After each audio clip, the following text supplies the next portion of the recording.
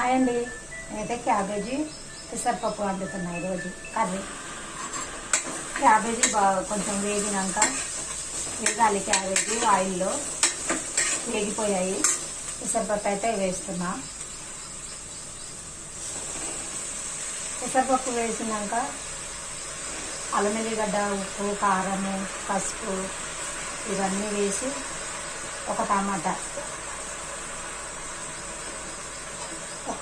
ఒక విజిల్ రావాలి అంతే. ఒక విజిల్ వచ్చాక ఆఫ్ చేసేయాలి అంతే. ఎక్కువ మళ్ళీ 2-3 విజిల్ అయితే మెత్తపడిపోతుంది.